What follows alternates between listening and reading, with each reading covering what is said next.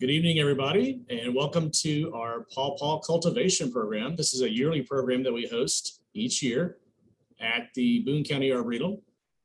The last 2 years, including this year, has been virtual. Still a little bit too risky with all that's going on with COVID-19 to have a fruit tasting in person. So thank you again for joining us virtually tonight. So we really hope you enjoy the program. It's about an hour long. We will have question and answer session at the end. I think it's all right if you want to put questions in the chat room during the program as well. That's not a problem at all. So I will go ahead and introduce Sheri Crabtree. Sheri is a horticulture research and extension associate in the College of Agriculture, Community and the Sciences at Kentucky State University.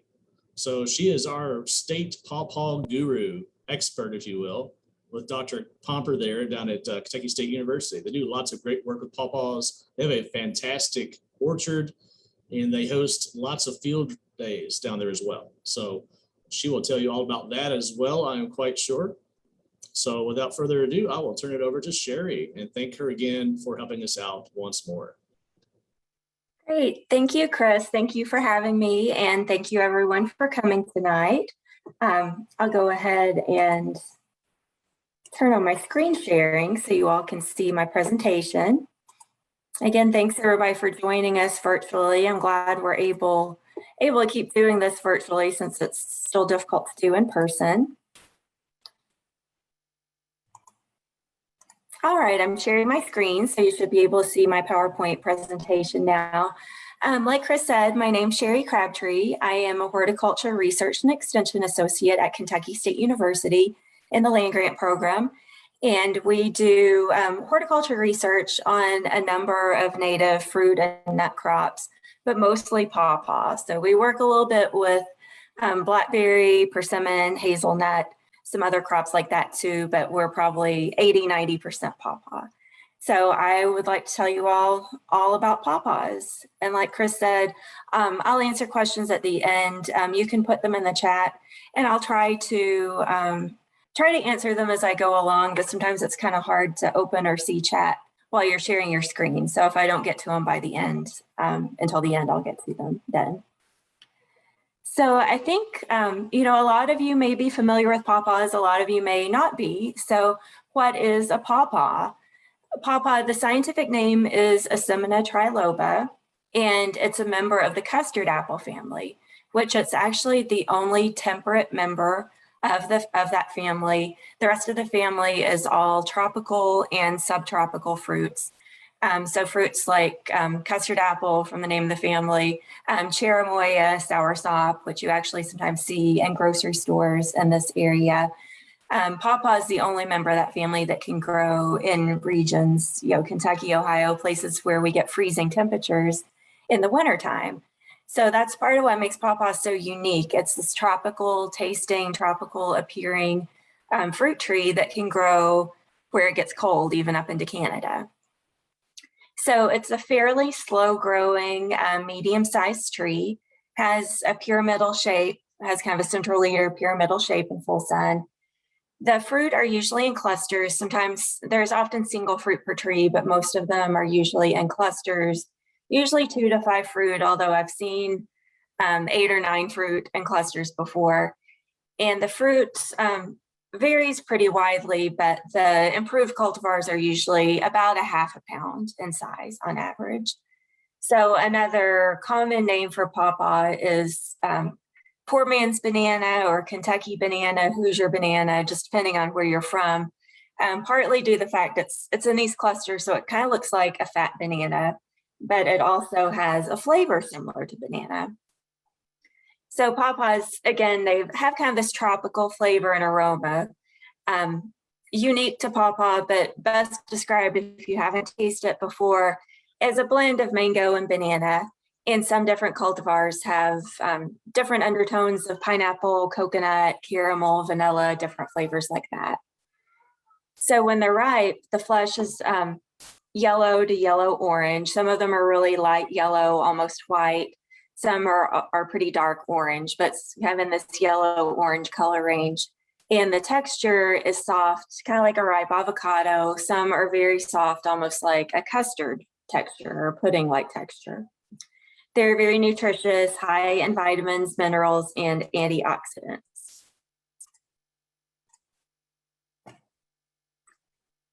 So pawpaws in this area flower in April and May in Kentucky and Ohio, surrounding areas. Can be a little bit earlier, farther south, a little bit later, farther north, but basically right after the redbuds and dogwoods bloom is when pawpaws bloom. So pawpaws have perfect flowers. They have both male and female parts in the same flower on the same tree. So they're not separate male and female trees, but you do want to plant at least 2 trees to get good fruit set. We used to think the pawpaws were almost completely not self-compatible, not completely, but it was rumored that, or just no data to support this, but people would say that sunflower was self-fertile. So we had a graduate student do a study looking at sunflower and Susquehanna, just 2 cultivars at first, to see if they were self-fertile or self-fruitful. And they actually did both set some fruit through self-pollination. Susquehanna actually set more fruit through self-pollination than sunflower did. So they did not set a lot of fruit through self-pollination. It was still mostly cross-pollination was set the most fruit. So pawpaws, a single tree will set some fruit, but cross-pollination is the best way to get a full fruit set. So you want to have 2 trees or more to get a full crop to get good yields. One unique thing about pawpaws is they are pollinated by flies and beetles rather than bees, which of course a lot of our crops are bee pollinated.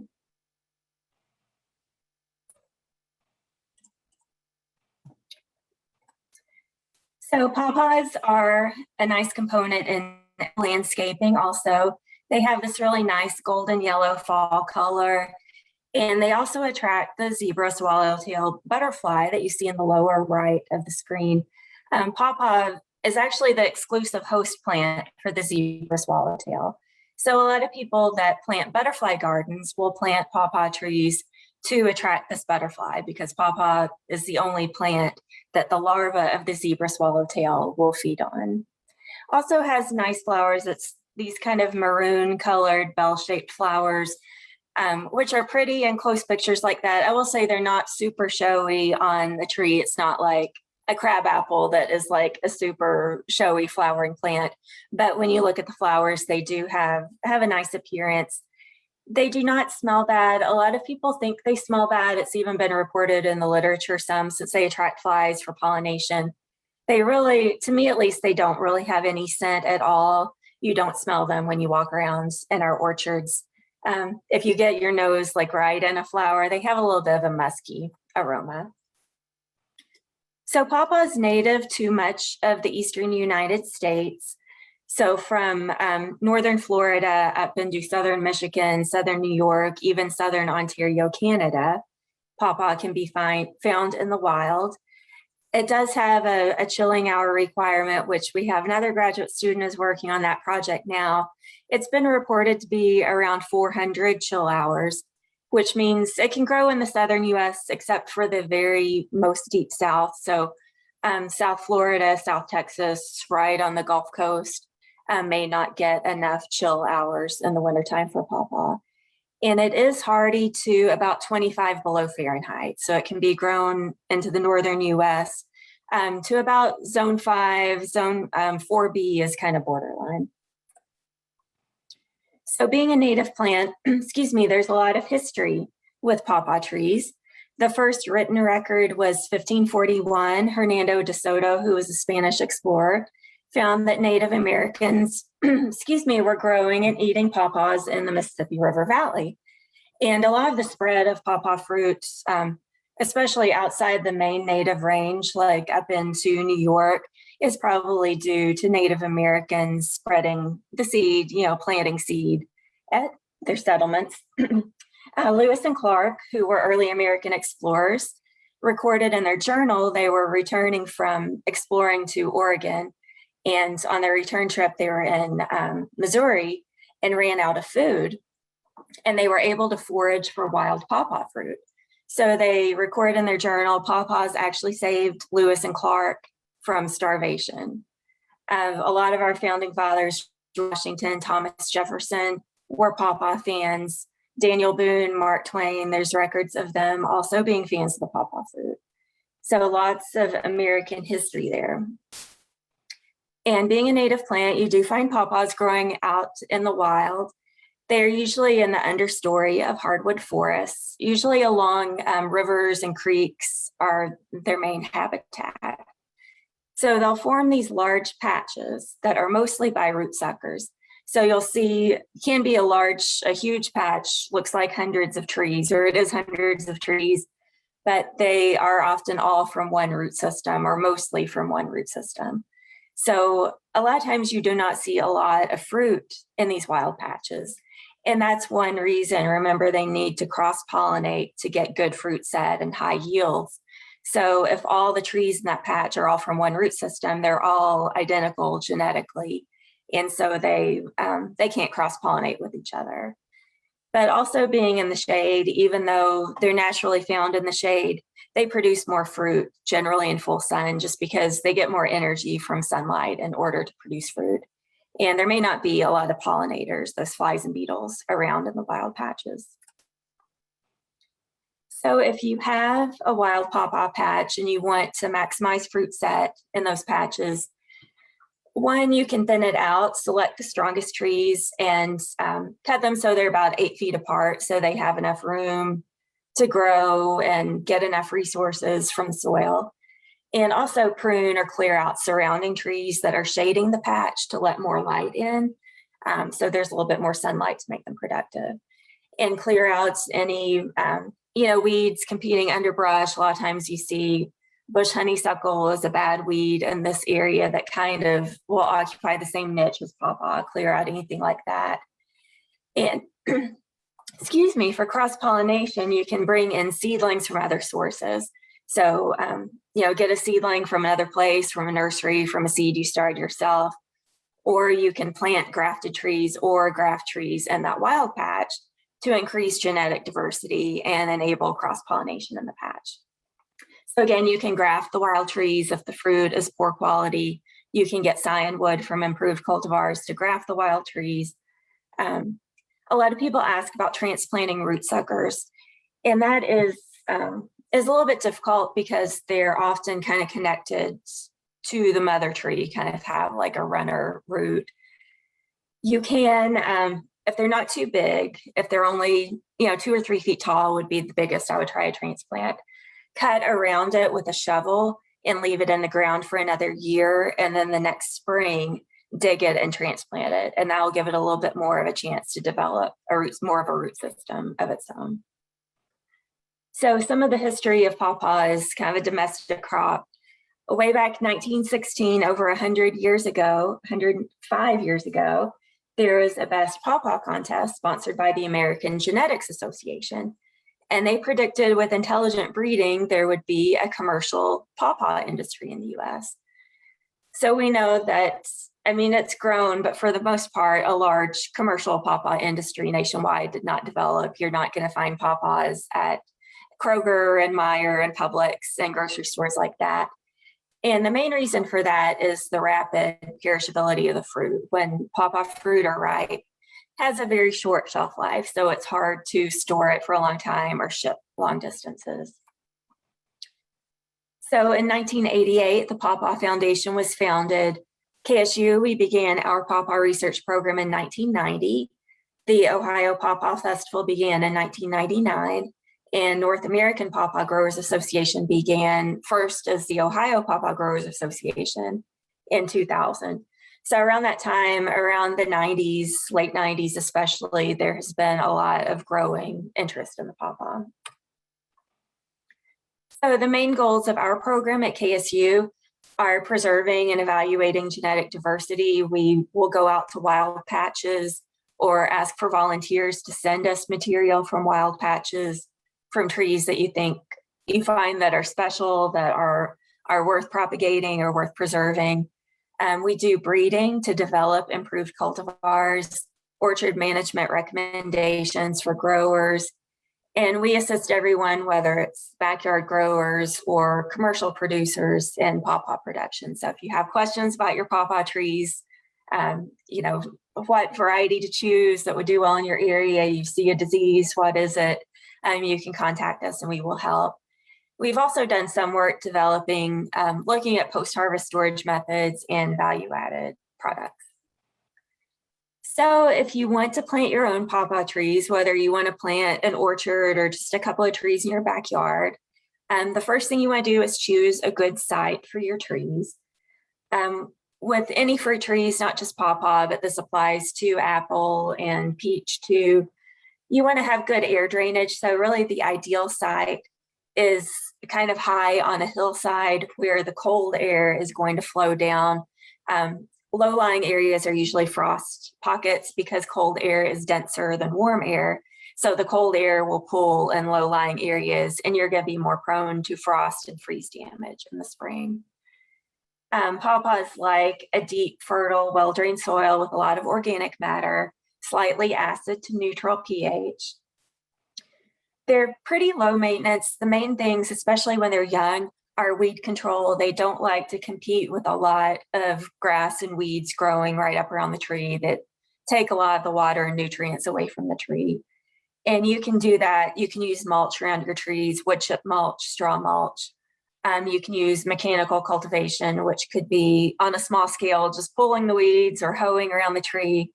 If you have an orchard, it could be something like the weed badger that cultivates within the row.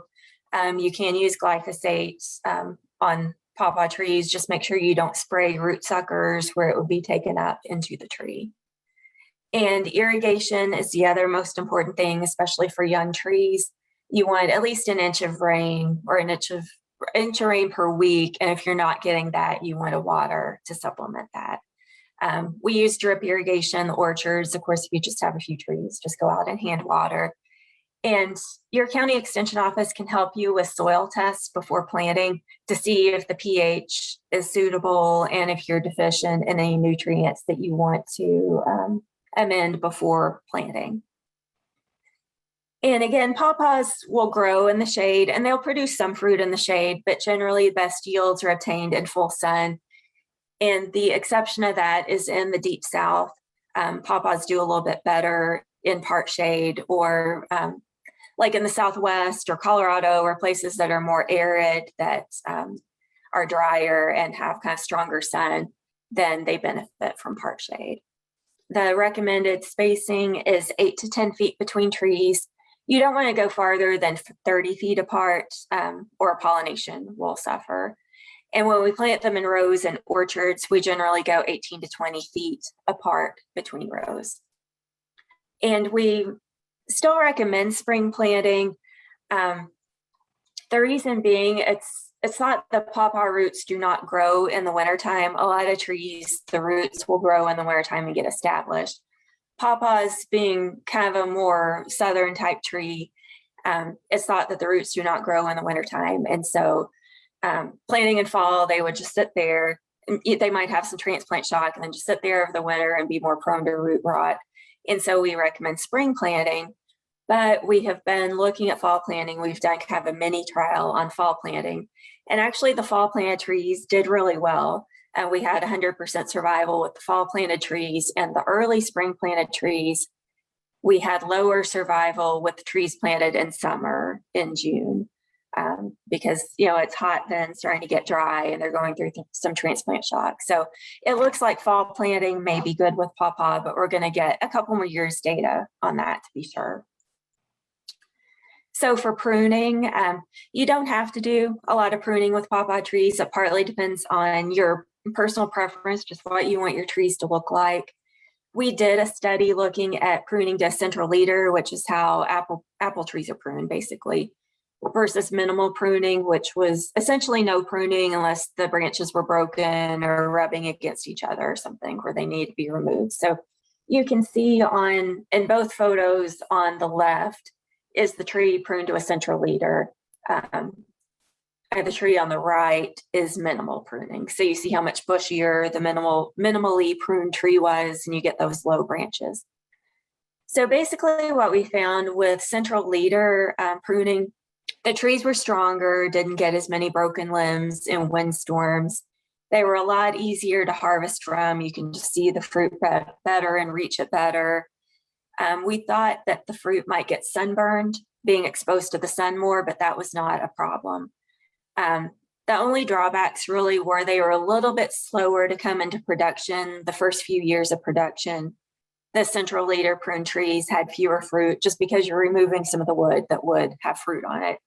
And it's a little bit more labor, at least in the spring when you're pruning. It might end up being less labor when you're harvesting since they're easier to reach. But as far as, mowing and weed eating under the trees, it's a lot easier, obviously, with the prune tree. But you don't have to. If you like a more natural look, you can leave it unpruned. Some things that we see, nutrient requirements, nutrient deficiencies, they do need some nitrogen, and it's kind of, again, your choice what you want to put on it. In our conventional orchards, we usually use urea. On our organic planting, we personally use a product that's called Nature Safe. That's a bone feather blood meal. You can use fish emulsion, composted manure, things like that, provide some nitrogen. In our potted trees in the greenhouse, we use Peter's Miracle Grow, products like that. I see a couple of questions, so I'll answer them as we go along so we don't move on from the topic. Somebody asked about pruning, if you can limit the height of the tree. Yes, you can prune them to limit the height. In fact, we do that. Once they start to get tall, we'll cut the central leader at about 5 or 6 feet, and that will make it get, the lateral branches grow a little bit more and control the height. So it's easier to harvest from, not quite so tall. And we talked about transplanting in the fall. Somebody asked how to get to the goal of growing a pawpaw to maturity. Hopefully with all the growing information, we'll get to that. If not, then we can address that at the end of the presentation. This is another thing that we see in our pawpaw orchards, a management recommendation that we give now is southwest injury or sunscald, which is an injury that occurs in the wintertime. And it's when, so the tree's dormant and the sun shines strongest on the southwest side of the tree. And so that warms the bark up, the sun shining on it, and it kind of gets the sap flowing and dehardens it. Then it gets cold again, then it gets warm again. And it's almost kind of like a freeze thaw cycle. And the bark will crack on that southwest side of the tree, which opens it up to rot and pathogens getting in, and also just the mechanical damage of, if it's really severe, it can almost girdle the tree. So that can kill the tree in severe cases. So we recommend painting the trunks white. You can use lime, you can do a whitewash with lime. We use this latex paint and water mixture. So what we settled on was 2/3 latex paint, 1/3 water painted on the trunks. And you can usually get away with doing it every other year instead of every year. If you did a lime whitewash, it would probably be every year. You can also use trunk wraps, like those light colored trunk wraps would serve the same purpose of reflecting the sunlight so you don't get those temperature extremes.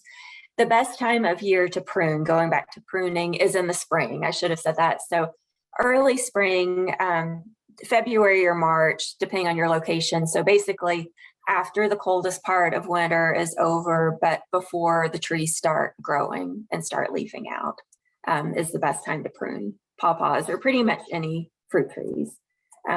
There's some questions about potted trees, but we're gonna get to that a little bit. So this is another thing that we see sometimes in our orchards. Pawpaws are fairly, like I said, low maintenance, pretty pest and disease free or disease resistant. This is the main, or pretty much the only disease that we see in our orchards. It's a fungal spot called Phylosticta. You see it on both the leaves and the fruit. And usually on the fruit, the one on the bottom center, it's just a cosmetic problem. It doesn't cause a rot. If you cut that fruit open, it would be fine on the inside. But when we get more severe cases of it, they'll look like the fruit on the right that causes cracking. It kind of makes the skin brittle. So as the fruit expands, it can make it crack. So we've got a graduate student, had a couple of graduate students working on this. And they first looked at sulfur and copper for control. And neither of those were especially effective. This year, our student looked at a product called Mancozeb, which is Mancozeb, that's a conventional fungicide mixed with copper.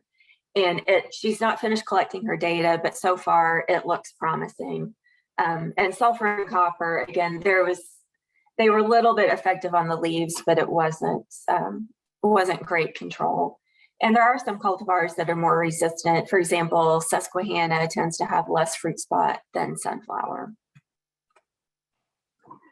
So insects that we see, again, these are not super common. The Asimina webworm, we have actually never seen at our research farm, but there's a grower that we work with, actually a couple of growers I've heard from, that have a fair amount of this. It's kind of like fall webworm that forms the webs at the ends of branches with the caterpillars, the larvae inside that feed on the leaves. So usually there's few enough of these that you can just remove the nests mechanically, just cut them out, prune them out, and destroy them. BT would work against them, which is a natural control against caterpillars. But again, this is not a super common problem usually. Pawpaw peduncle borer, we do see in our orchards, although we've done a count in a few years, and it's usually only in 3 to 5% of the fruit. So it's not in large enough numbers of fruit that we worry about spraying for it. This is a moth, and the peduncle is actually the stem that attaches the flower or the fruit to the tree. And that was where it was initially first seen. It'll burrow into that in the spring and make the flowers dry up, shrivel up, and die. But we've also seen it in twigs and in the fruit. So it will feed on lots of different parts of the pawpaw. But luckily, it's not super common or super numerous.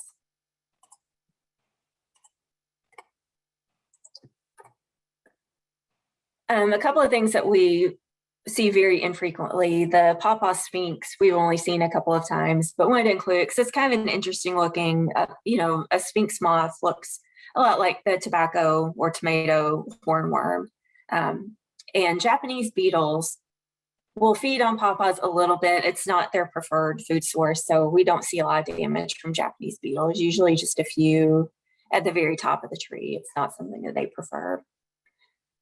We do see animal pests like to eat pawpaws. And I think, there's a question in chat about squirrels eating the fruit. We don't see squirrels eating a lot. I won't say that they wouldn't. I've heard people say that squirrels will dig up their seeds if they plant seeds outside. Squirrels like to dig them up. And I don't know if they eat them or just take them and hide them somewhere if they don't really like to eat them. But never seen squirrels eat the fruit, but if you have a lot of squirrels, I can't say that they definitely wouldn't, because we don't have many squirrels, and most of our growers that we work with don't. The main animals that like to eat pawpaw trees are raccoons and possums. Groundhogs like them. People in areas that have bears in eastern Kentucky, bears will eat pawpaw fruit. Deer do not really prefer them. Deer generally leave them alone, and we have a fair amount of deer at our research farm. But I've heard from people who have seen deer eat their fruit. So again, if there's not a lot of food available, then they would eat it. They do like to rub their antlers on the trunks. I don't know why they would be especially attracted to pawpaw, but it kind of seems like they are. It's hard to keep a lot of these animals out. So electric fencing will keep deer out.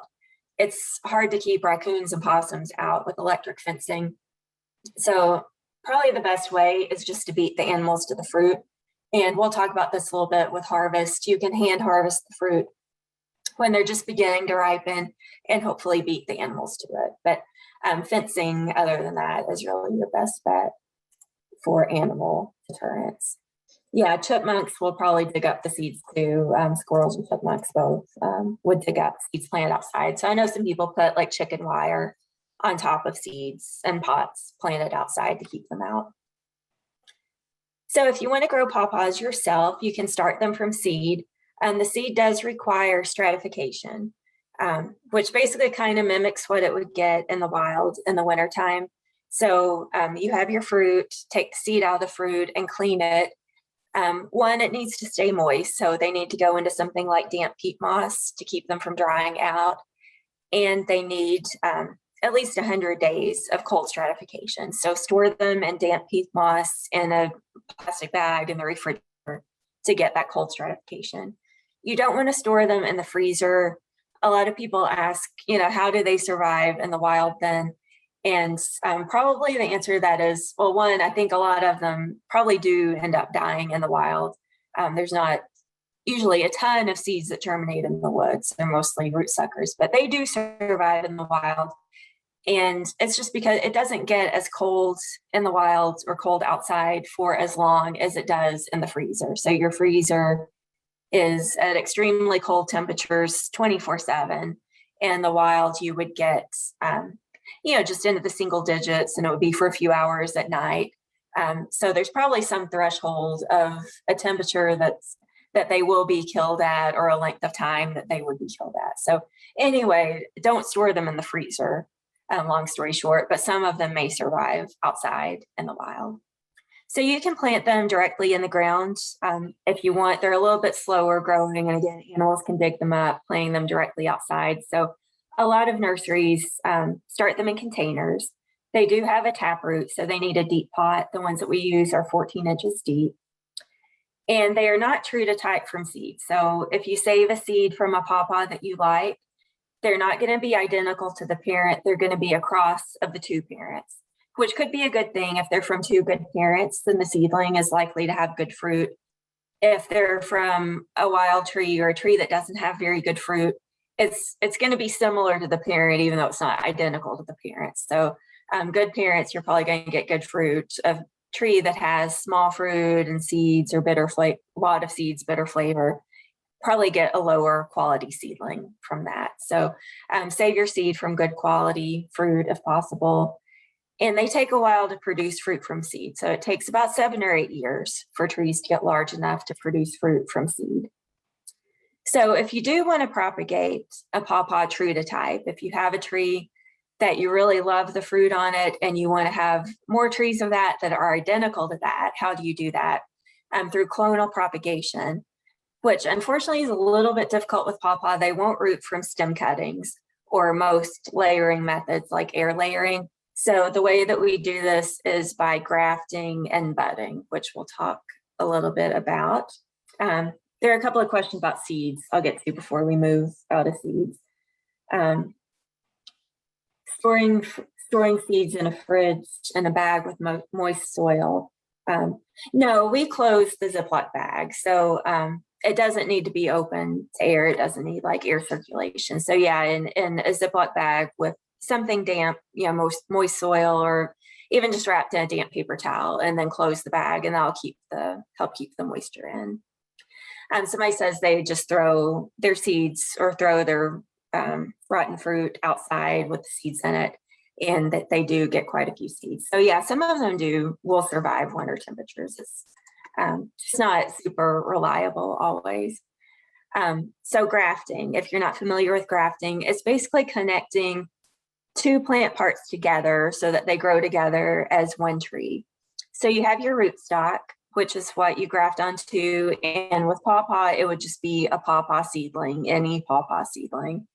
The scion is the variety that you want to propagate. Budding is basically grafting, but you just use a single bud. So basically what you do is in the early spring, you collect scion wood. You collect a little twig of wood from the tree that you're wanting to propagate. Store that in the refrigerator, because the best time to graft is a little bit later, is in May, is when the rootstock is actively growing, is the best time to graft. Then you cut your rootstock back, and I've got some photos showing this a little bit better. You make a cut on your scion wood, and you fit the seedling, the rootstock, and your scion wood of the variety that you're wanting to propagate together, and wrap it up with something, whether it's grafting tape or this parafilm is like a stretchy plastic, and those will heal together and the top will grow. the top that's from the twig that you collected from the tree you want to propagate will grow and basically become the new tree.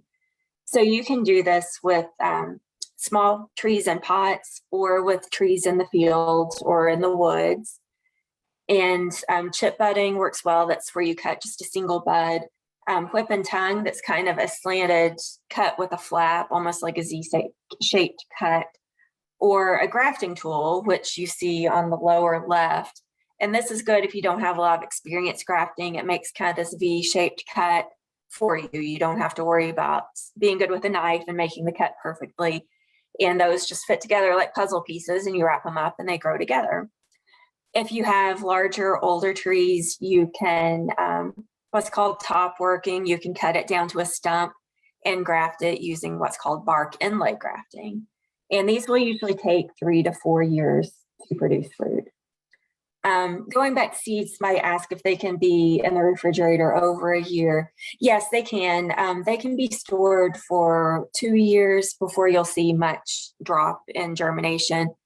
And after that, germination just starts to kind of slowly go down. So once they're 3, 4, 5 years old, you would just slowly get fewer and fewer seeds each year to germinate. How far apart can different trees be to still produce fruit? Ideally 8 to 10 feet apart, but 30 feet apart is the maximum distance you want to produce fruit. So seedlings in pots, what are the ideal conditions? You want to make sure, kind of similar to outdoors, you want to make sure they get sufficient moisture, they stay well watered. If you're starting them from seed, they'll start a little bit faster. Obviously, not everybody has a greenhouse. If you have a greenhouse or something like that, where you can have heat, they will grow faster. But bottom heat, like if you have one of those mats to start seeds on, you can start them on that and they will grow faster.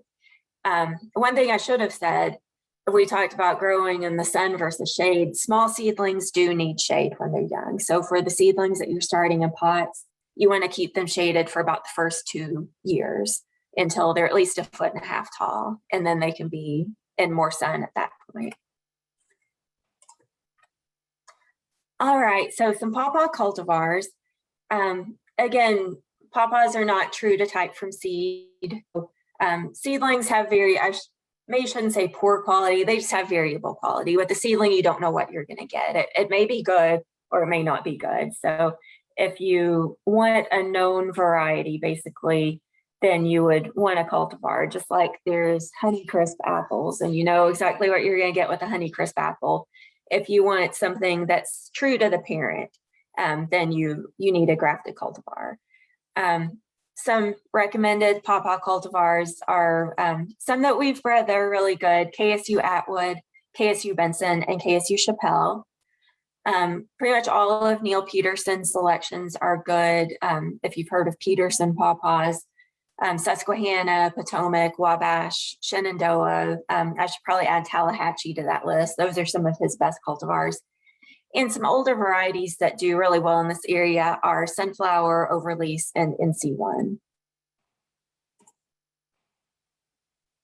Somebody said they like KFU Atwood. Oh, your last name is Atwood, so that may be why. But Atwood is a good cultivar. So here is KFU Atwood. It has a little bit more of a mango flavor to it, kind of an orange colored flesh. It's our latest ripening variety, which would be about mid-September in Kentucky. KFU Benson is our earliest ripening cultivar, so it's getting ripe about now, which is actually a little bit late. Our harvest season is a little bit late for some reason this year. Usually about the end of August, very beginning of September is when Benson starts getting ripe. It's got this really nice round fruit shape. It's one unique thing about it. It's actually a seedling of Susquehanna is its origin. So it has some things in common with Susquehanna appearance and flavor wise, but it has this really round kind of baseball, softball shaped fruit. KFUChapelle is our most recent cultivar release. It's more mid-season ripening, which by that, I mean kind of the first to second week of September, so around September 10th through 12th in Kentucky. One unique thing about Chapelle, it's very vigorous. So the grafted trees are the trees, you know, that you get from a nursery. They grow super fast. They're high yielding. it has kind of a unique, a pretty mild banana pineapple flavor with kind of some floral notes to it, a really creamy, sweet texture. Also has a pretty low percent seed. And here's some of the other cultivars that we would recommend for this area. NC1, Overleaf. One unique thing about Overleaf, it has kind of a cantaloupe melon flavor. So if you like cantaloupe, you would like Overleaf. It's also got this really round faked fruit. Sunflower is a pretty common cultivar. It has a pretty mild flavor. A lot of people that have not eaten pawpaws before like the milder flavored pawpaws better. So sunflower is one of those milder pawpaws. Dr. Pomper calls them beginners pawpaws before you get into the more intense flavored fruit. Potomac is one of the Peterson pawpaws, really large. That's probably the largest fruit in our variety trials, Potomac. Sometimes you see some fruit cracking. The only problem with it is sometimes it does crack, probably because it's so large and grows pretty quickly. But it has excellent flavor, good yields. Shenandoah is another pretty mild flavored pawpaw if you like that more mild banana flavor. Wabash is another one of the Peterson pawpaws. It has a really round fruit, which is how it got its name. I think it was kind of the old song Wabash Cannonball. I think he named it kind of after that. And it's also one of Neil Peterson's selections. Susquehanna is another Peterson pawpaw. This is one of my favorites. It's won a lot of taste tests, like at the Ohio Pawpaw Festival and taste tests that we've done at KSU. Has really good flavor. Really the only drawback, it has somewhat low yields. If you look at the number of fruit per tree, this was data from our variety trial, average of 39 fruit per tree, as opposed to more, 60 to 80 fruit per tree on some of the other cultivars. So, but you still have plenty of fruit, the still yields are good enough because the fruit are large, really good flavor. When people ask my favorite pawpaws, my personal favorites are Susquehanna and KFUChapelle. But of course, that depends on what your personal tastes are. These are a few nurseries that sell pawpaw trees. Kentucky nurseries that sell trees. I know a lot of people on here are from all around the US. So we do on our website, we have a list of nurseries all around the US and even internationally that sell pawpaw trees. But these are some in Kentucky.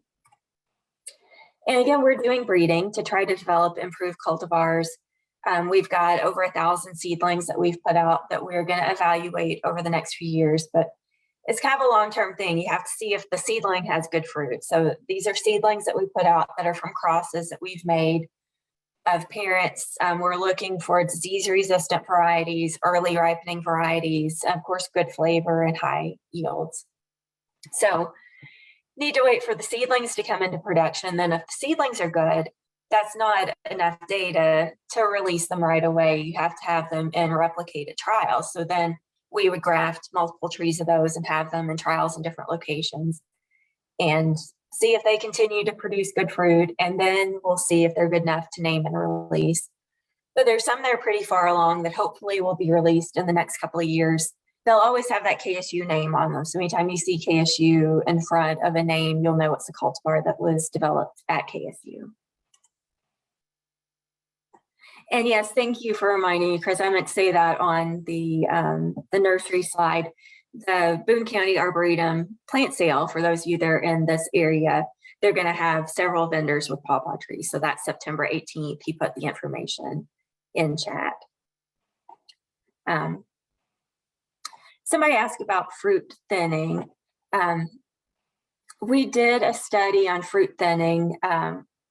For people who are not familiar with it, apples and peaches, it's common to thin the fruit in the spring right after they set fruit. You go through and just manually remove some of the fruit so there's not too many fruit on the tree. That makes them get bigger and helps keeps limbs from breaking. Pawpaw kind of thins itself. So in June, a lot of fruit will drop on the ground if the tree has set too many fruit. But I will say we did a study on fruit thinning, and you do get larger fruit if you thin pawpaw fruit. So just pinch off some of the fruits in the cluster when they're still small, and you will get larger fruit. It wasn't a huge difference, so it's not a big enough difference that we do it as a general practice in our orchard. But if you have only a few trees, especially if the tree is small when they're young and they not very big, haven't produced a lot of years, you can pinch off a few of the fruits within the cluster when they're young as small fruit, so in May or June is the ideal time to do it. And they will have larger fruit. So harvest. Skin color usually isn't necessarily a good indicator of when they're ripe. Often they stay green even when they're ripe. Sometimes they will have a slight yellow color change when they're ripe. You can pick the fruit. You can hand harvest off the tree. Fruit will drop when they're ripe. So that's kind of a good way to see that a tree is starting to get ripe fruit. You'll see some on the ground. They will drop when they're ripe, and you can pick them up off the ground if they haven't gotten damaged from falling. You can hand harvest. So they need to be starting the ripening process in order to ripen off the tree. So it's kind of by touch, just feel of it. If it's slightly soft, even just starting to get a little bit soft, and it should come off pretty easily in your hand, just kind of give it a wiggle or a gentle twist and it'll come off easily in your hand, and it will ripen off the tree fully at that point. If they're completely unripe, like hard as a rock, they will not ripen off the tree. So they have to be starting to get a little bit soft and starting the ripening process to ripen off the tree. So then at that point, you can put it on your counter or, in a paper bag to ripen at room temperature, or put it in the refrigerator to store it a little longer.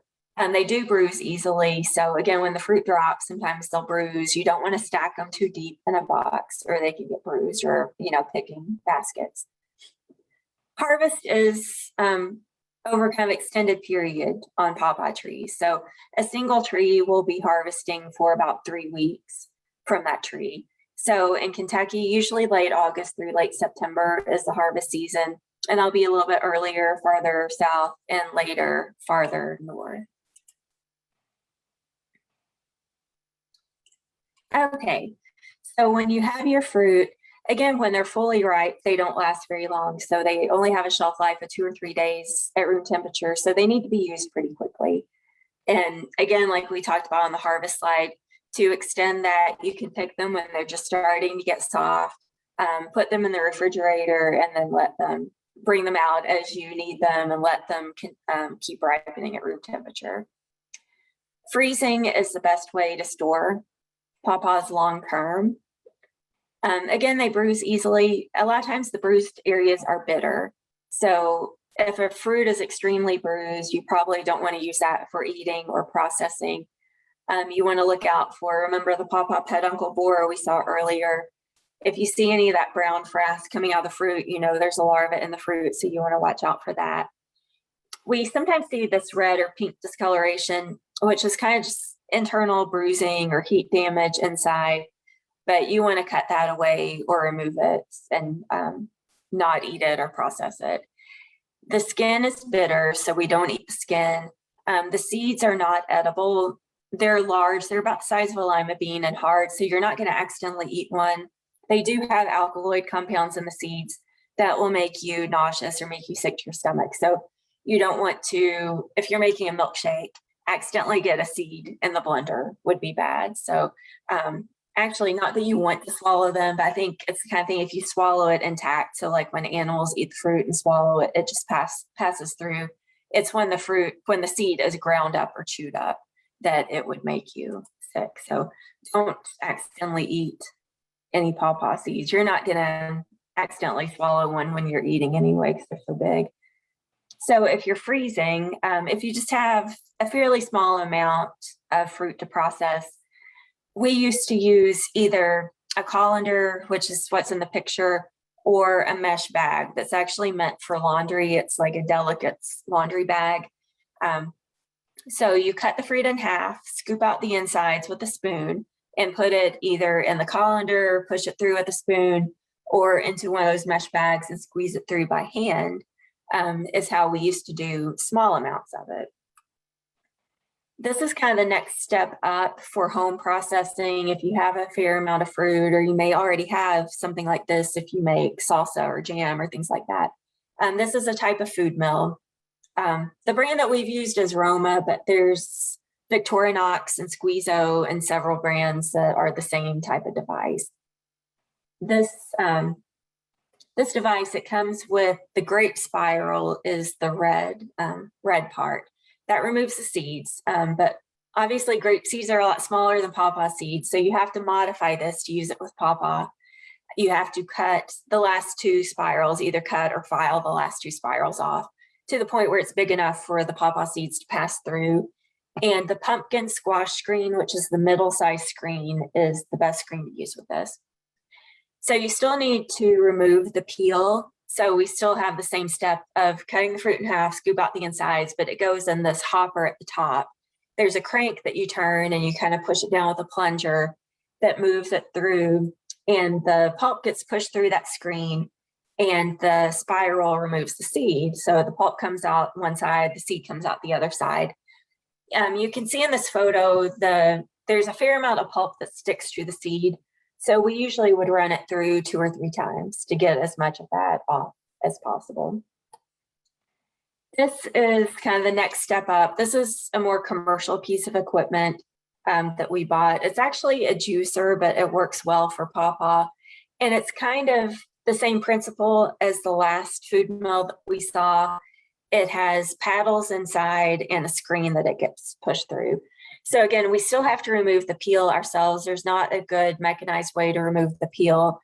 You can't blanch it and slip it off. The peel wants to stick to it even when you blanch it and slip it off, and the peel will taste bitter.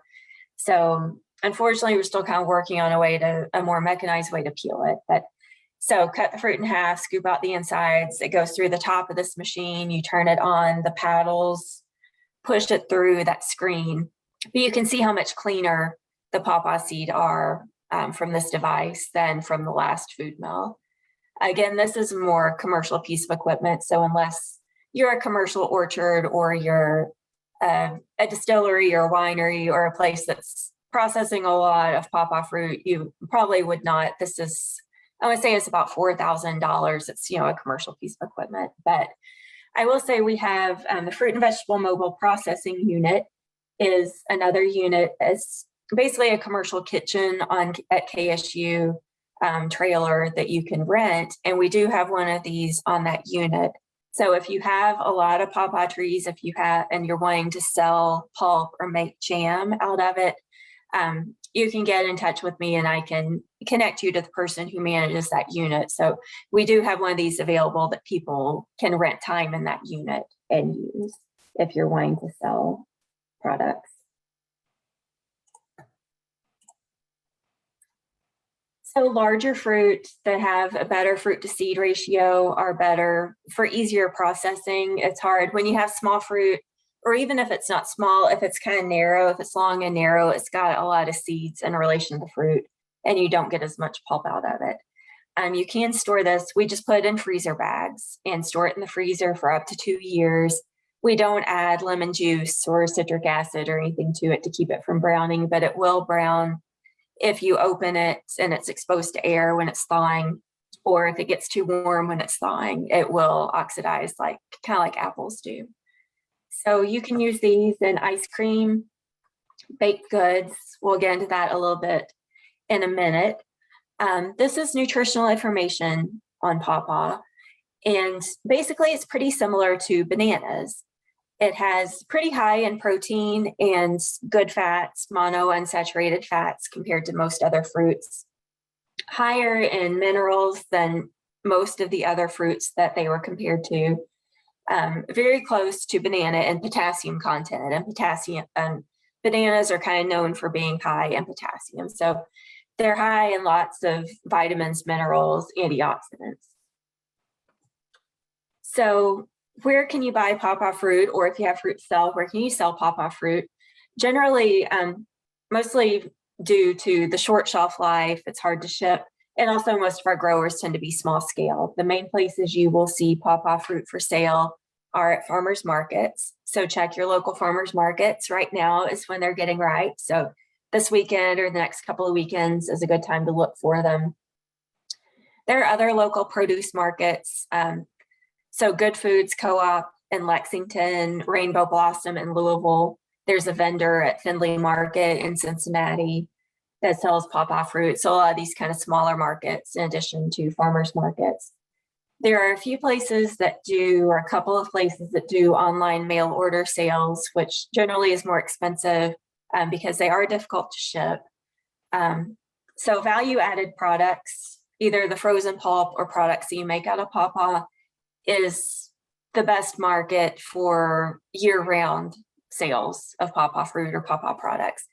Restaurants, wineries, and breweries are also some of the main markets. If you have pawpaw fruit to sell, this is where most of the pawpaw fruit in Kentucky, I think the wineries, breweries, and distilleries is who is buying them since they need such a large amount. And the price you're looking at, usually, if you're selling at wholesale, like to the wineries and breweries, it's usually more like $2 a pound. At farmers market, more in the $3 a pound range. And markets like at Good Foods and Rainbow Blossom, it's usually more like $4 a pound. The online sales they're getting pretty good prices for those, but you have to be able to package them well. Some items that are made out of pawpaws. This has really been the main product to take off from pawpaw. The ice cream is so good. I always thought the pawpaw ice cream would be the first big commercial pawpaw success on the market, but really it's been the beer and the wine and the brandy. So there's quite a few breweries in Ohio, Kentucky, North Carolina, Indiana that sell pawpaw beer. It's usually a seasonal product. Pawpaw wine, there's a couple of wineries in Kentucky that make pawpaw wine. Pawpaw brandy, the Creed Distillery that is in Shelbyville, Kentucky, makes pawpaw brandy. There's this Appalachian Distillery in West Virginia that makes pawpaw moonshine. So there's quite a few products like that on the market.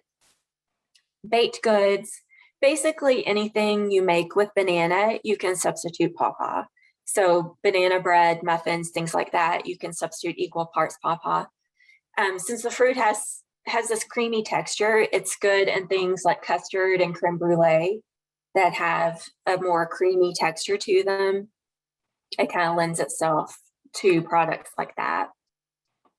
And usually you think of desserts and sweet items since pawpaw fruit are so sweet, but you can use them in barbecue sauce, hot sauce. Kind of think of things that you do with mango, and a lot of those you can do with pawpaw as well. So mango salsa, we've substituted pawpaw in mango salsa recipes before and it turned out well. And there used to be a pawpaw hot sauce on the market, which I don't think they sell anymore, unfortunately. But if you like to make hot sauce at home, it's something to experiment with. Ice cream is my personal favorite. I think a lot of people's favorite pawpaw item. This is the ice cream recipe we use at KSU if you want to take a picture or screenshot it, or I can send this information to you. A really simple recipe, doesn't have eggs or custard in it. Also just making smoothies, blend it with yogurt. I think it's best personally in things that are uncooked, so it has that fresher flavor like ice cream. Pawpaw jam, this is a recipe that we've developed at KSU. Again, a pretty simple recipe that doesn't have a lot of spices or anything like that added to it to let the pawpaw flavor come through. So if you would like more information about pawpaws, you can always contact me. We have a website, which unfortunately is a longer address than it used to be, so it's not as easy to write down. We also have a Facebook page. If you have Facebook, you can just search for KSU Pawpaw on Facebook, and you can find us there. And that's probably more up to date than the website about posting events. Which, speaking of events, we have our third Thursday thing, which is on the topic will be pawpaw in September 16th, and we're back in person. This is last month was our first in person. This is going to be our second in person third Thursday thing in over a year. September 16th, topic will be pawpaws, and we're going to be virtual too. I know there's people here from all over, so it's going to be streamed virtually on Facebook Live, which you can find us on that Pawpaw Facebook page. There's also a Facebook page called Third Thursday Thing and KSU Ag. But we're going to have presentations on pawpaw production, nutrition, organic production, value-add products. And we're going to have an orchard tour. So again, that's in person and live streamed. And it's also National Pawpaw Day. One of our media team had the third Thursday of September officially designated as National Pawpaw Day. So it's a celebration of that as well. So if anybody has any questions, I would be glad to take them. I think there's some questions in chat, so I will go ahead. I tried to answer some as I went along, but I think I probably missed some. So let me just scroll through these, and if anybody wants to add your questions in chat, I'll get to them. I know it's probably the listed ending time, but I'm glad to stay on longer as long as our Zoom lasts longer. Yeah, we can stay on as long as you would like tonight, within reason. Right. We probably won't go for like 2 hours. I'm scrolling through these. I think I have answered a lot of these as we went along. Somebody asked about overwintering potted trees. That's a good question. And unfortunately, it's a little bit tricky because pawpaws the trees, even the seedlings, do need chill hours in the wintertime. They need to go dormant in the winter. So you don't want to bring your potted trees inside where it's warm, where they can't go dormant. But even though when they're planted in the ground, they're cold hardy, the pot, like the roots themselves, are not. So if the roots freeze solid, then it will kill the tree.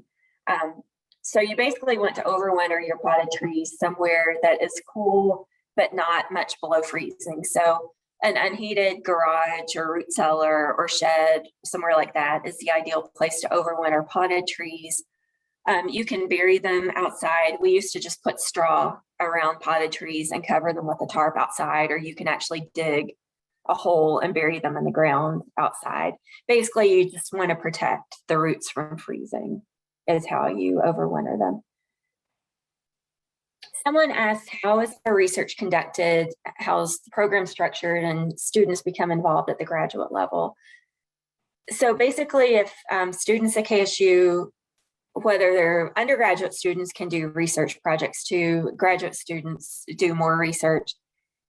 When you become a graduate student, you kind of say what area you're interested in, and they'll match you up with a professor to work with. So if students were interested in horticulture, interested in fruits in particular, then they could work with us, and they have some leeway. Usually it's something, Dr. Pomper will have ideas of things that he wants to work on that are things that we've been wanting to know, which, as far as how our research is conducted, part of the way that we come up with our research is hearing feedback from growers or from homeowners, from people like you all. We hear about any issues that you're having with your pawpaws, and then we say, hey, we've heard a lot of people have problems with this disease. We need to start doing more research on it. So it's usually a topic that, we found to be an area of need that we conduct research on. So that's basically how we do it and how research is conducted.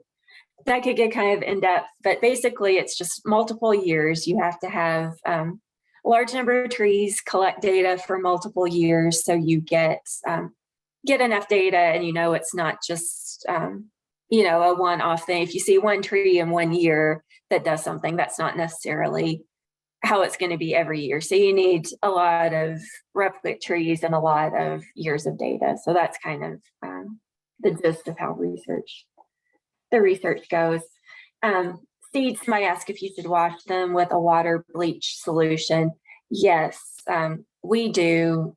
If you don't, they will tend to mold, which usually they don't rot, but they will get covered a little bit of coating of mold on them, and would be a little bit more prone to rotting, although I haven't personally seen rotting to be a problem. But yes, you want to do a dilute 10% bleach solution is what we use. So 10% bleach and water, rinse, and then rinse it with water before you package it in that damp peat moss for stratification. How tall do seedlings get in their first year? It varies. Usually the first year, it varies from probably about 6 to 12 inches tall, depending on how early we start the seeds and how vigorous they are and things like that. But usually 6 to 12 inches in the first year. Shade protection, we have shade cloth in the greenhouse. So if you're outside, you could just have them in a shaded area of, shaded by your house or shaded by a tree, or you could build a shade cloth structure. We've built structures outside with like a wood frame covered in shade cloth. Or if you only had a few, you can use a tomato cage wrapped in shade cloth, or build something out of chicken wire wrapped in shade cloth. We talked about freezing the fruit. You can freeze the fruit whole too. It takes up a lot less space in your freezer if you process it and freeze it, but you can freeze the fruit whole. Scroll through, I think I answered a few more of these. How large or old should pawpaw trees be to transplant? We usually wait until they're about 2 feet tall, mostly because we plant our orchards in full sun and they need to be at least 18 inches tall to be able to withstand full sun. So we usually that ends up being either 2 or 3 year old trees. I would say right now, probably 3 year old trees is what we transplant the most often, but 2 to 3 year old trees is kind of the ideal age, around 2 feet tall, up to 3 feet tall. When they get really big, sometimes they go through more transplant shock if you try to transplant trees that are bigger. Somebody asked about the zebra swallowtails, if the cultivars were as appealing as the wild or naturally occurring ones. Yes, I don't think they know the difference, but they're just attracted to pawpaws in general. So yeah, the zebra swallowtails like the cultivars just as much as wild trees. Can pawpaws tolerate seasonal flooding? That's a good question. They can tolerate flooding if it drains fairly quickly. They don't like standing water. So if it's a swampy area, if it's poorly drained, heavy, poorly drained soil that has a lot of standing water, they do not like that. But if it's flooding, like along rivers and creeks, is where they're found usually in the wild. So if it floods occasionally and then the water recedes and drains pretty quickly, then yes, that's a good habitat for them.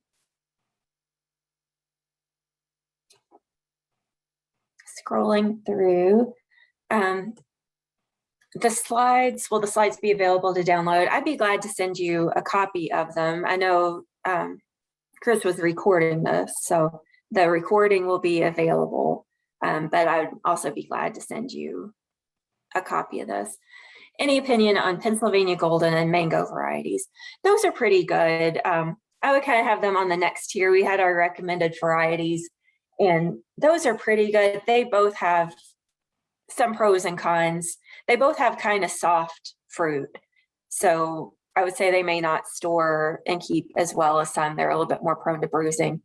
Pennsylvania Golden is very early ripening, and it's also really precocious. In our variety trial, the Pennsylvania Golden trees were the first ones to have fruit. They had fruit usually a year before the rest of them. I don't think, to me, the flavor is not the best, but it's not bad. It's a decent flavor. It's just kind of a more soft, almost watery texture. Mango is good. Again, it's soft, but it's a vigorous growing tree. It's usually a fast growing tree. And for the deep South, especially, mango is good. It was selected in Georgia. So yeah, I would say mango's good, and Pennsylvania Golden is pretty good. It's precocious is the best thing about it.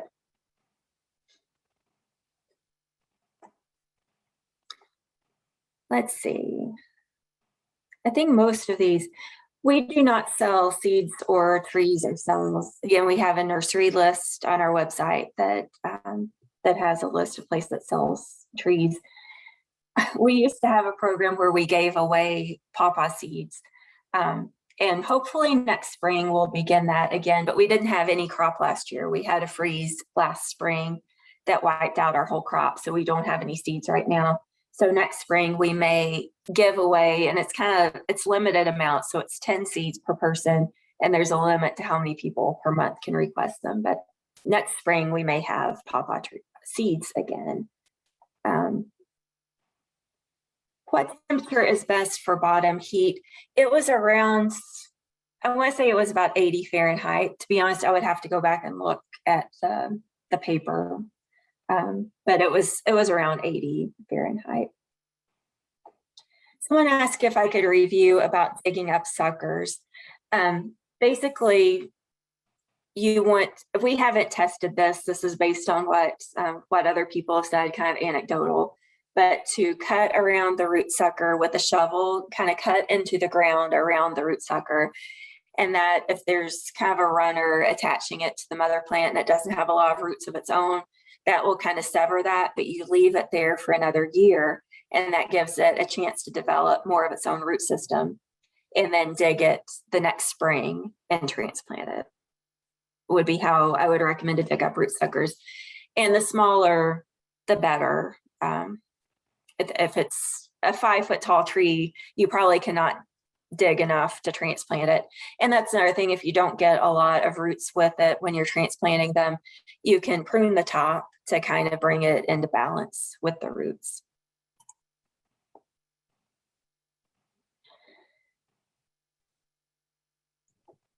Okay, I answered that one about how tall they get in the first year. The in-person event, the third Thursday thing, you don't need to register. You just show up in person, or it will be live streamed. It will be held at the Harold R. Benson, our research and demonstration farm in Frankfort, Kentucky. And I can I'm going to try to see if I can copy it into chat. Someone asked, how long can you expect a tree to live?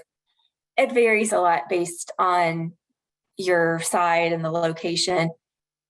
On average, I would say around 30 years, but it can vary, on the low end, 20 years, on the higher end, higher average end, 30 years. But I've heard of trees that are 40, 50 years old, but usually pawpaw, it's not super long lived. I mean, it's comparable to peaches and dwarf apples. So it's not really unusual for fruit trees to live about 20, 25, 30 years.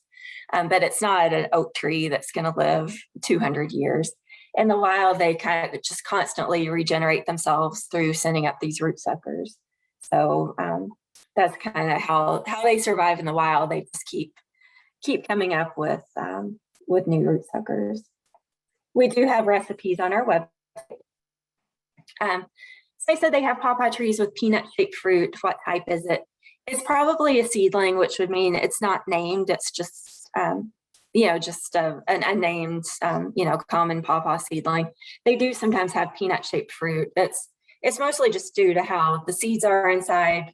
They kind of develop around the seeds. So if there's only a couple of seeds, then on the small fruit, a lot of times you do see kind of a peanut-shaped fruit.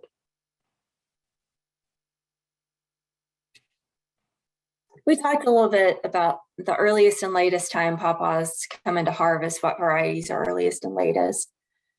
About August 20th or so in Kentucky is about the earliest we have seen pawpaw fruit. Benson and KSU Benson and Pennsylvania Golden are the earliest ripening ones that we have.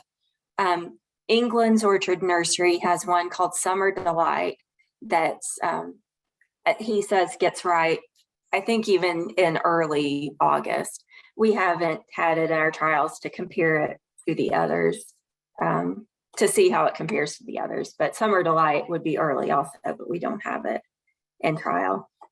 Someone asked about using cardboard and mulch for weed control. Yes, that would be a good way to control weeds without herbicides. It's use, if you get rid of the weeds first, so if you can hoe them or pull them out from around the trees and then put down your cardboard and mulch, that will help control them. They produce fruit every year. Yes, once they're old enough. So they need to be, again, grafted trees, usually 3 or 4 years old, and seedlings 7 or 8 years old before they'll produce fruit.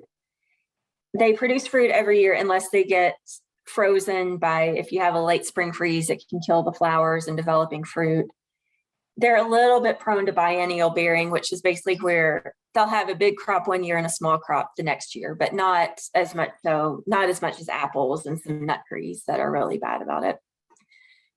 Seedlings are used for rootstock for grafting, usually 2 years old. So I should have said this on the slide about grafting. The ideal size for grafting would be about the diameter of a pencil or a little bit smaller.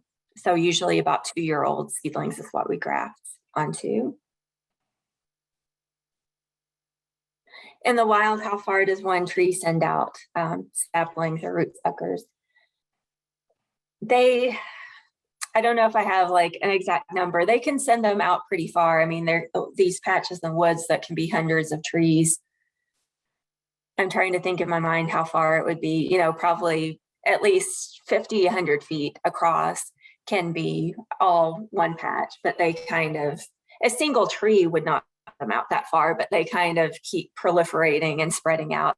A single tree, probably about 6 or 8 feet is about as far as we would usually see root suckers coming up from an individual tree. The tall tree pots to buy, the brand is Stewie and Son. I'm trying to remember how to spell it. I'm typing it in chat so you can see it. We get them from Hummert, that's the greenhouse supply company, but there's I think there's a place called Greenhouse Superstore or something. I would just Google Stewie and Sons tree pots because there's a couple of online vendors of them, or there's several online vendors, I think maybe even on Amazon. So of course that moved it up. So I've got to scroll down to find where I was in the list of questions. But yeah, so some people have used PVC. I've heard people talk about using like 3 or 4 inch diameter PVC pipe and then put a screen on the bottom. You can use like a 2-liter bottle with holes poked in the bottom, or milk crates, things like that that are tall and narrow if you kind of like to do it yourself. You mentioned using plastic bags. I've heard of people using those grow bags, and yeah, those will work fine. We haven't used them, but yeah, those are good. Thank you to everybody saying that you enjoyed it. Appreciate it. The best time to collect scions for grafting is in February or March, about the same time you're pruning. You want the scion wood to be dormant, and then store it in the refrigerator until you graft. Okay, I see a few people asking for, Chris, can you have the ability to save the chat for the email addresses they're asking for copies, or should I? I can't remember how exactly it saves the chat. Since I did not record it, I will probably have the chat. I do have it on Facebook, so we will be able to download the video from Facebook and then upload it to okay, that might be easier. And I'll put let me put my email address in chat. And so I don't know if those people are still here, but you can email me if you'd like a copy, or if you have any other questions that you think of later, or any other questions in the future. I think you put it in chat also. Yeah, I did a little bit. Let me see. There's a few more at the bottom that I think I haven't gotten yet. When you top pawpaws, does it shorten their longevity? Not that we know of, but that might be something interesting to do research on. We don't cut too much off. I mean, any tree you don't want to cut more than 30% off of it off at a time. So we really just remove the central leader, and it causes more of the lateral branches to grow. So I don't believe that it would shorten their longevity. Someone said most of the fruit was low on the tree, and was it normal or just not seeing the higher fruit? It could be a little bit of both. They are hard to see because they're green and they can kind of blend into the leaves. But it could be that, the pollinators may be active. I think the flies and beetles are not as active flyers as bees are, so they may do more pollinating lower on the tree than higher up. Somebody mentioned hand pollination. You don't have to hand pollinate. You can to increase fruit set if you have trouble with pollination, or if you only have a couple of trees or they're young, you can hand pollinate, which basically you would just get pollen off of one tree with a paintbrush or a Q-tip and take it to the other tree, apply it to the center of the flowers with your paintbrush or Q-tip. We don't hand pollinate, and most growers, any commercial growers I know of, do not hand pollinate. Again, if you're at home and you just have a few trees, you can, but it's not required. And you can do different things to attract flies. Also, if you have trouble with pollination, some people, and usually I get a question about this, will hang like roadkill. I'm kind of cringing because I think it's kind of gross. We'll hang like roadkill or a chicken carcass or something like that in their tree to attract flies, which apparently does work. But anything that is stinky that will attract flies, so like if you put fresh manure, that will fertilize and will attract flies, fish emulsion, things like that will attract flies and bring more flies in. But yes, you can also hand pollinate. And yeah, somebody mentioned hang the dead animals, so you can do that. But you can also, yeah, use fish emulsion and manure and other things that will attract flies. 90-ish%. So seed germination, if it's stored properly and planted properly, should have high 80 to 95%. I think in the past it's been around 90%, 85 to 90% that we've looked at seed germination rates. If they dry out, if they freeze, if they're getting old, then it'll be lower. I do not know, unfortunately, how does hand pollination rate compare to natural pollination. Don't have any data on that, unfortunately. It's probably going to be higher, but on the other hand, like we said, pawpaws, if they set too many fruit, they'll drop fruit. So there's kind of a limit to how many fruit they will set. So if the tree's not big enough to support a lot of fruit, or if it has too many fruit that are on the tree, then in June they will drop some. If a main tree dies and it has suckers, will the suckers continue to grow? Yes. So that's one good thing about pawpaws. If you happen to lose a tree, if it gets old and dies, or if it gets damaged and die, any root suckers coming back will continue to grow. And even if there weren't any root suckers and you have a tree die, usually it will send up shoots from the roots. So that's a good thing. And that's actually kind of, like I said about wild patches, that's how they kind of survive. That's the life cycle, since the main trees, again, after 30 years will die. The root suckers just continually keep coming up and growing. Can you test to tell if your trees are diverse?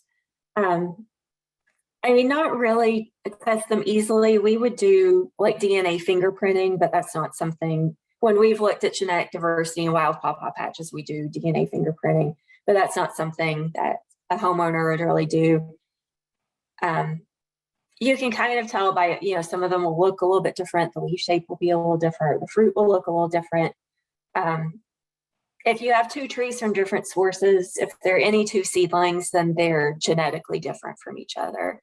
The only time they'd be exact clones of each other is if they're root suckers from the same root system, which may be what you're asking, what you're talking about. But if they came up from one tree, then they would be identical. So when I ask for young trees, what's the optimal number of fruit to leave? Again, I'm trying to think, we don't really have a hard number to say for that. I would, if it's a small tree, I probably wouldn't want to have more than one cluster per branch. Maybe on a small tree, maybe 10 to 20 fruit per tree. Again, they will usually drop if it has too many fruit. And one thing that I didn't mention, a lot of times the first year a tree sets fruit, it will drop all of the fruit, because it's just, even though it initially set fruit, it's really too young or too small to support them. So a lot of times the first year they will drop fruit.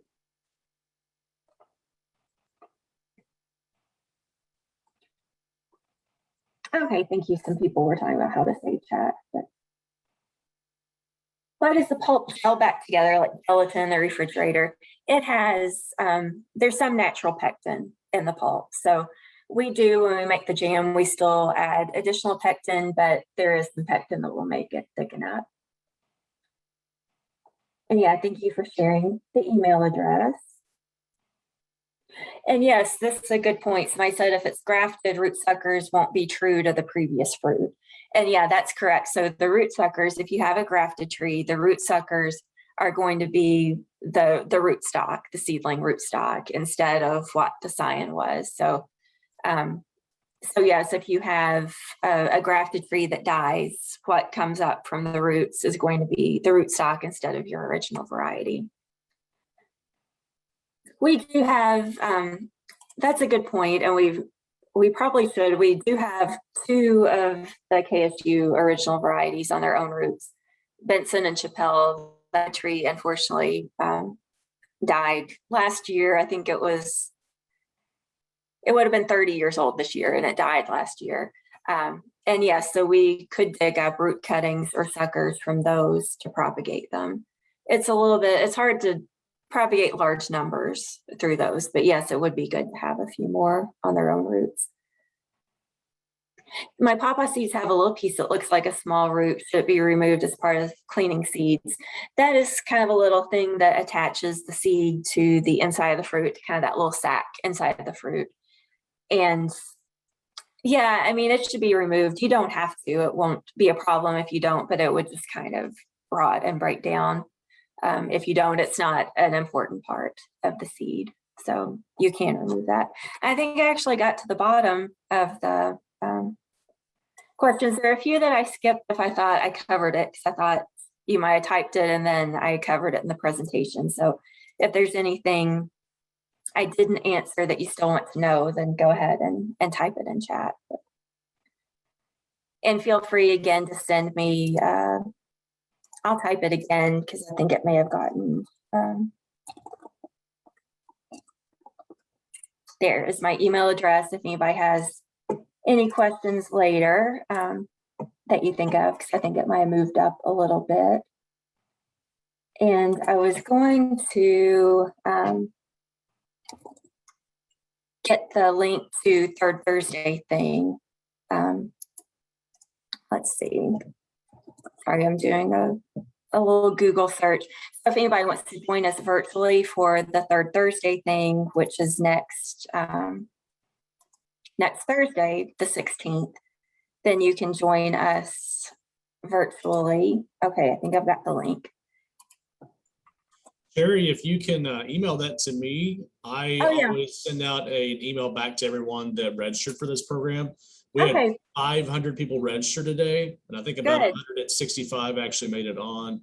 Others were watching on Facebook Live. So we will email everyone that registered, and then I can also go on our Facebook page and promote that too for you. Yeah, so I put the link in chat that's to the Facebook event. So that's where it will be live streamed, but it also has information about where it is if you want to come in person. So there was another question, a couple more questions in chat. Somebody said, can I use existing wild pawpaws to cross-pollinate a cultivar? Yes, you can. That's another thing. I always think of things when I see questions. I think, oh, I should have said that. A wild tree can pollinate a cultivar and vice versa.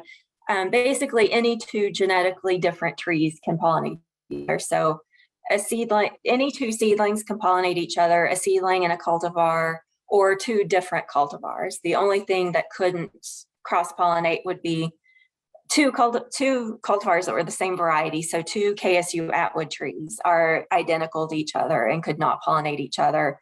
Or we've been talking about root suckers. Root suckers, they're from the same root system, would be the same. But yes, wild pawpaw trees can pollinate cultivars and vice versa. Someone asked if aware of one public pawpaw tree in Lexington, Kentucky. Does anyone keep a map of public trees? There's a good website and app called iNaturalist. Let's see. I think that's the address. I probably should have pulled it up. That has a map of trees of all different species that you can put in pawpaw and see a map of where people have recorded pawpaw trees. As far as Lexington, I know they have them at the Arboretum, at UK's Arboretum. I'm sure there's probably wild trees at all the, Raven Run and a lot of the natural areas and wild areas too. But yeah, iNaturalist is a good place. I don't know if it's probably not complete because I think it's based on people kind of crowdsourced of people putting data in, but that's a good resource to find trees. So does anyone else have any questions?